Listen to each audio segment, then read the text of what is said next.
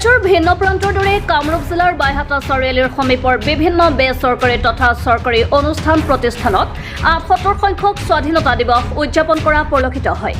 উল্লেখযোগ্য যে কমলপুৰ বিধানসভা সমষ্টিৰ অন্তৰ্গত বিহদিয়া জাচিকোনা উন্নয়ন খণ্ডতো ৭৮ সংখ্যক স্বাধীনতা দিৱস উদযাপন কৰা হয়। এই উপলক্ষে উন্নয়ন খণ্ডটো খণ্ড উন্নয়ন বিষয়া লাচিত দাসে পতাকা উত্তোলন কৰাৰ পিছতে বিভিন্ন কাৰ্যসূচী ৰূপায়ণ কৰা হয়। একেদৰে অন্যতম শিক্ষানুষ্ঠান Vivekananda academy senior secondary school, অন্যতম স্বেচ্ছাসেৱী সংগঠন গ্ৰাম্য সাৰথী, বিহদিয়া প্ৰাথমিক স্বাস্থ্য কেন্দ্ৰৰ লগতে ভাৰতীয় জনতা পাৰ্টীৰ বিহদিয়াস্থিত কাৰ্যালয়টো উলহ মালহেৰে পালন কৰা হয় ৭৮ সংখ্যক স্বাধীনতা দিৱস। প্ৰথমে মই নিউজ চেনেলৰ যিকেইজন ভদ্ৰ ব্যক্তি ইয়ালৈ আহিছে মই তেখেতসকলক ধন্যবাদ জনাইছোঁ। আমাৰ সকলোৰে জ্ঞাত 1947 চনৰ 15 আগষ্ট তাৰিখে ভাৰতবৰ্ষ স্বাধীন হৈছিল আৰু তেতিয়াৰে পৰা আমাৰ সেই বীৰ শ্বহীদ তথা যিখিনি ব্যক্তিৰ তত্বাৱধানত আমাৰ ভাৰতবৰ্ষই স্বাধীনতা পাবৰ কাৰণে সমৰ্থ হৈছিল, তেখেতসকলক মই লগতে মোৰ বিদ্যালয়ৰ তৰফৰ পৰা ছাত্ৰ ছাত্ৰীৰ তৰফৰ পৰা তেখেতসকলৰ আত্মালৈ সমবেদনা জ্ঞাপন কৰিছোঁ আৰু আটাইখিনি যিখিনি শ্বহীদ হৈ গ'ল দেশ স্বাধীনৰ কাৰণে আটাইখিনিলৈ মই মোৰ তৰফৰ পৰা তথা বিদ্যালয়ৰ তৰফৰ পৰা ধন্যবাদ জ্ঞাপন কৰিছোঁ। যিবিলাক ব্যক্তিৰ কাৰণে আমি আজি স্বাধীন হ'লোঁ, সেই মহান মহান পুৰুষবিলাকৰ যিবিলাক ৰাস্তা, যিবিলাক পথ, যিবিলাক কৰ্ম, সেইবিলাক আমি অনুগামীসকলে অনুসৰণ কৰাটো উচিত।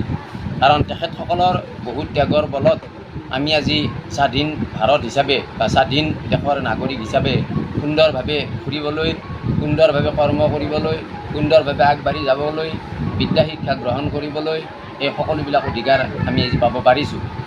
যেতিয়া বছৰৰ নিচিনাকৈ 78 যিটো বৰ্ষৰ স্বাধীনতা দিৱস আমি বিহদিয়া উন্নয়ন খণ্ডই পালন কৰিছোঁ। ইয়াত আমি আজি শুভাৰম্ভণি কৰিছোঁ আমাৰ জাতীয় পতাকা উত্তোলনেৰে। ইয়াৰ পিছত আমাৰ বিভিন্ন কাৰ্যসূচী আৰু আছে আৰু এই স্বাধীনতা দিৱসৰ যিখিনি কাৰ্যসূচী আছে আমাক ভাৰত চৰকাৰ বা অসম চৰকাৰে দিয়া যিখিনি কাৰ্যসূচী সেইখিনি আমি সুকলমেৰে আজি 3 দিন ধৰি পালন কৰি আছোঁ আৰু আজি কাৰ্যসূচী অনুযায়ী ফ্লেগ হোইষ্ট হোৱাৰ পিছত আৰু আমাৰ বিভিন্ন কাৰ্যসূচী আছে। আমাৰ এতিয়া চক্ৰ বিষয়া কাৰ্যালয়তো আমাৰ কাৰ্যসূচী আছে। সেই কাৰ্যসূচীবিলাক আমি পালন কৰিবলৈ আমি ইয়াৰ পিছতে আমি চক্ৰ বিষয়া কাৰ্যালয়লৈকে যাম।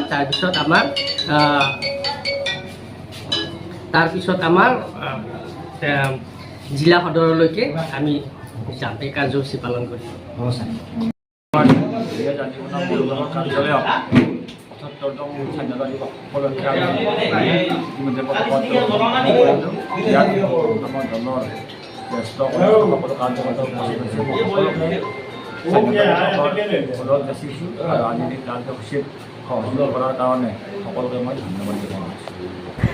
বাইহাটা চাৰিআলিৰ পৰা সৌৰভ দাসৰ ৰিপৰ্ট, আছাম লোকেল নিউজ।